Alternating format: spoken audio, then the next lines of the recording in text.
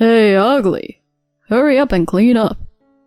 After my daughter's birthday celebration, immediately after my parents had left, my husband, who always puts up a good front, said this to me. I'm exhausted from dealing with your parents, so clean up quickly. By the way, that old raccoon dog looks just like you. Is that why you're so ugly too? Wait a minute. Are you calling my father an old raccoon dog? Yes, I am. And that meddlesome woman. Why bother with cooking when you can just give money instead? Hey, throw that dish away because I don't want to have to deal with leftovers. I can't believe you would say that about not only my father but my mother as well. I can't throw away my mom's cooking. I'll eat it. You don't have to. I told him in a tearful voice, and my husband just chuckled. You still want to eat? That's why you're getting fat. It's embarrassing to have a fat and ugly wife. Lose some weight. I reached my limit at this moment. Insulted as fat and ugly, with my beloved parents also being ridiculed, I no longer wanted this husband who was all about appearances only. At that moment, I made up my mind. I was determined to show this superficial husband a thing or two. Little did I know at that time that an unexpected opportunity would come my way 6 months later. My name is Rebecca, and I'm 32 years old. I'm a working mother, raising our 3-year-old daughter. My husband's name is Roy. We met at a so-called speed dating event. I'm a bit shy, introverted, and a bit on the plump side. Because of my personality, I lack self-confidence. So even at the speed dating event I attended upon a friend's invitation, I couldn't bring myself to approach anyone. It was Roy, who later became my husband, who approached me as I stood nervously in a corner of the event venue. He was a businessman, working for a large corporation. Roy, with his refreshing appearance and cheerful demeanor, was quite popular at these speed dating events. But for some reason, he noticed me. Rebecca, I'd like to talk with you more. Would you like to go out for a meal sometime? Roy said this with a smile, which appeared very dazzling to me. Afterward, Roy and I started dating right away. Roy has been unquestionably kind to me during our relationship. He treated me with kindness and charm. So, I was very happy when he proposed after 1.5 years of dating. Rebecca, please marry me. I'll make you happy for the rest of your life. Thank you, Roy. I'm so happy. And so, Roy and I got engaged. After that, we received approval from his parents. And the next step was to visit my parents. My parents are a wealthy couple who run a company together. They loved me very much as their only daughter. They welcomed Roy with great joy. Rebecca, I can't believe you brought such a wonderful young man. Truly, he's kind and smart. I'm so proud that someone like him is marrying you, Rebecca. Roy behaved with modesty and charm in front of my parents. I was watching their behavior with joy. Later, Roy and I tied the knot. It was right after the wedding that I noticed his discomfort. It happened when we were celebrating with gifts at Roy's company housing, which would be our new home. When I opened the gift envelope from my parents, I found a surprising $6,700 inside. Hey, Roy, it seems my parents included $6,700 in the envelope. I was surprised, and when I mentioned it, Roy raised an eyebrow. $6,700? Is that all? He's the president. He should have given me more. Huh? Your parents are surprisingly stingy. Well, I'll take what I can get. I was surprised by Roy saying such a thing. Normally, he would say something like, "So much. I should be thankful for your father and mother," or something like that. I was trying to convince myself at the time that there must be some mistake. However, Roy gradually began to reveal his true nature. While he remained the same kind and perfect young man to outsiders, it was only in front of me that he underwent a complete transformation. Before we got married, he had promised to share the household chores, but Roy didn't do any housework at all. "Since we're married, household chores are the wife's responsibility." Saying that, he dumped everything on me. Furthermore, inside the house, it was a barrage of criticism. He would belittle everyone, from his colleagues and superiors at work to people we passed on the street. During our courtship, I had never heard him speak ill of anyone. What was this change all about? I endured this arrogant attitude of Roy's while handling all the housework. On the other hand, there was some good news. It turned out that I was pregnant just 6 months after getting married. "Hey, Roy, it seems like I'm pregnant." "What? Really? Way to go, Rebecca." It seemed like Roy genuinely rejoiced at my pregnancy, and he immediately called our parents to share the news. Watching him in that moment, I thought maybe Roy will return to being the kind husband he used to be. Surely it would be like that. However, that hope was soon shattered. Roy was cold, even to me, when I started experiencing morning sickness. "Are you sleeping again? Even if you're pregnant, you're slacking off on household chores too much, aren't you?" Roy said this to me as I lay on the bed, feeling sick. In response, I told him, "I'm really struggling with morning sickness, and I can't eat properly. I think I could manage to eat Jell-O." I thought he might buy some Jell-O for me, so I said it, with that tiny bit of hope. However, he immediately contorted his face. "Huh? What's with that tone? Do you really think I'd go out and buy Jell-O for you? Cut it out with the whining." Saying this, he continued to have his meal, leaving me disappointed. A few days later, Melinda, an older woman who lived in the same company housing as Roy and was the wife of his boss, approached me. "I heard that you're pregnant, Rebecca. Congratulations." "Oh, thank you. It's still early." "Morning sickness must be tough, right? I heard that from your husband when I met him the other day. He told me that he's doing all the household chores, even searching for and buying Jell-O for you. What a great husband he is." Huh? Even during morning sickness, I was made to do all the housework, and he didn't even buy Jell-O for me. Melinda continued, disregarding my feelings. "You're such a fortunate woman to have such a great husband, Rebecca. Oh, by the way, I have a 1-year-old daughter too. When your child is born, we should become mom friends, okay?" Yes, I'd love to. Thank you very much." I couldn't believe that Roy was telling such lies outside. I was truly getting frustrated. Afterward, I gave birth safely, and we had a lovely baby girl whom we named Monica. When my parents came to meet Monica for the first time, there was this conversation. "Roy, Rebecca, congratulations.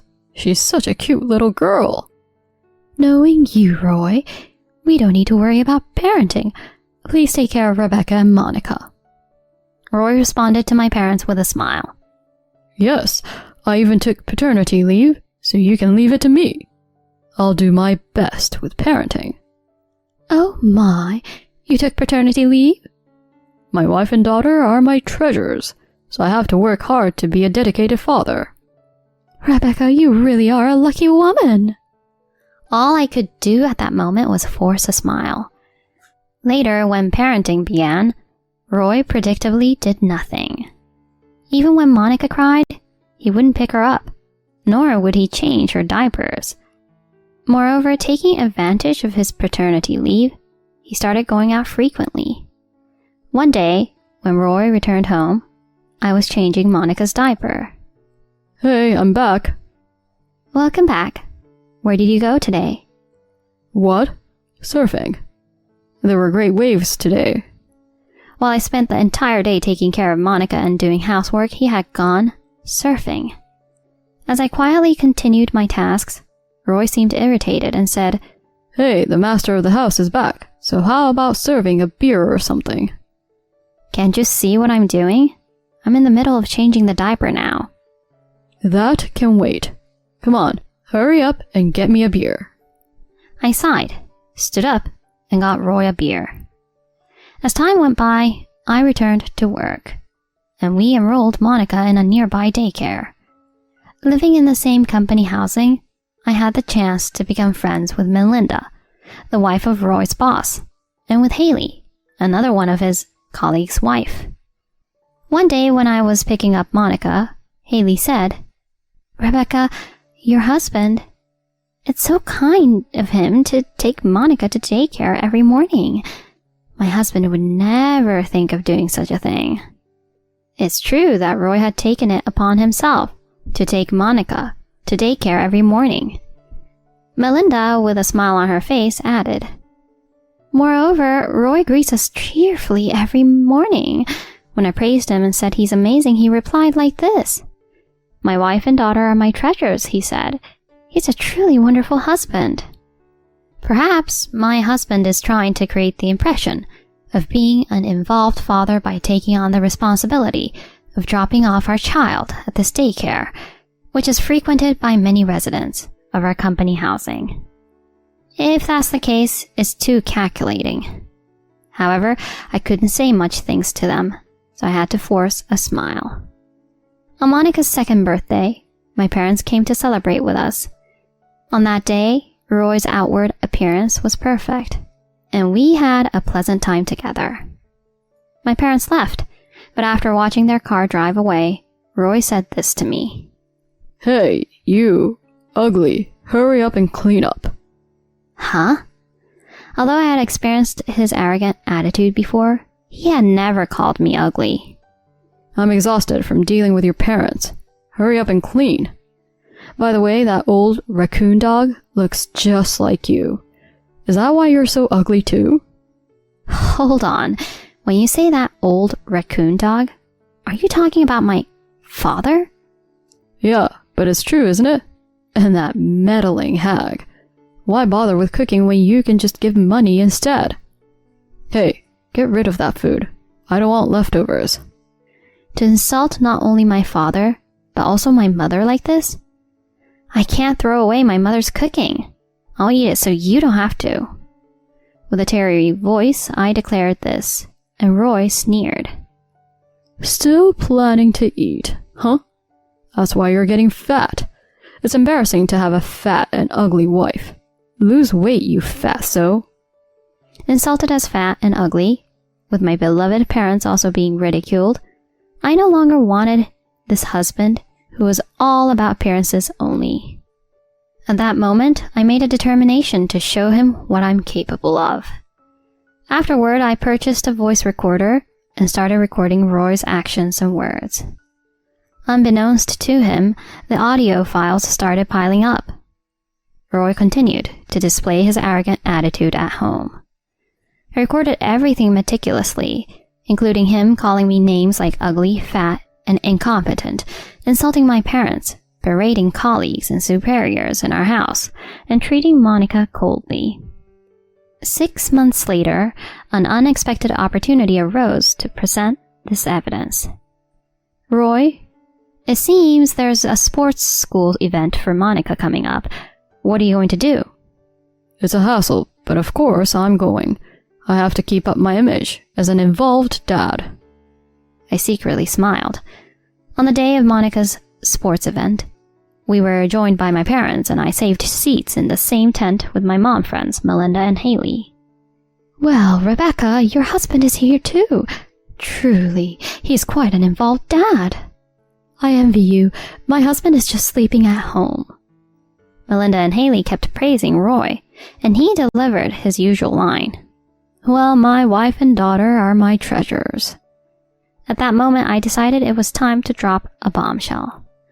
This guy might be saying these things now, but he's terrible at home, you know. He calls me ugly and fat, and he doesn't show any affection for Monica either. Really? Is that so? Hey, what are you talking about? My mom's friends and my parents were surprised, and Roy was clearly flustered. Hey, come on, don't make up such baseless things. What's gotten into you, Rebecca? At that moment, I pressed the play button on the voice recorder at the perfect timing, and Roy's insults echoed throughout the tent. Hey, ugly, where's my beer? Maybe our daughter's clumsy because she takes after you. Your parents are really clueless. They're so annoying.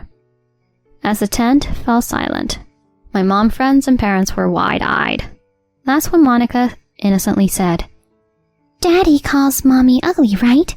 And he often tells me to go away because I'm bothering him. Daddy has never played with me." Monica's words sent a shiver through the tent. Roy tried to grab my voice recorder in a panic, but this time I played another audio file. I got approached by that Melinda woman at the daycare again. I think she likes other men. Well, her husband is a bad boss. He can't do his job, and on top of that, he's bald. With him, it's no wonder if she's looking at someone else's husband. Your mom friend Haley, her husband started the same year as me. He's a slow learner, and everyone makes fun of him. He'll never get promoted with that kind of incompetence. Plus, his wife is ugly. It's really quite pitiful. Both of my mom friends were left with their mouths wide open. While it might be expected to hear your own shortcomings and your spouse's criticized, hearing it so explicitly was another matter. Hey, stop it! With a voice that was almost a scream, Roy raised his voice to stop me. At that point, I pushed it further by playing another audio file. Hey, ugly, do you know why I married you? Huh? It's because your family has money.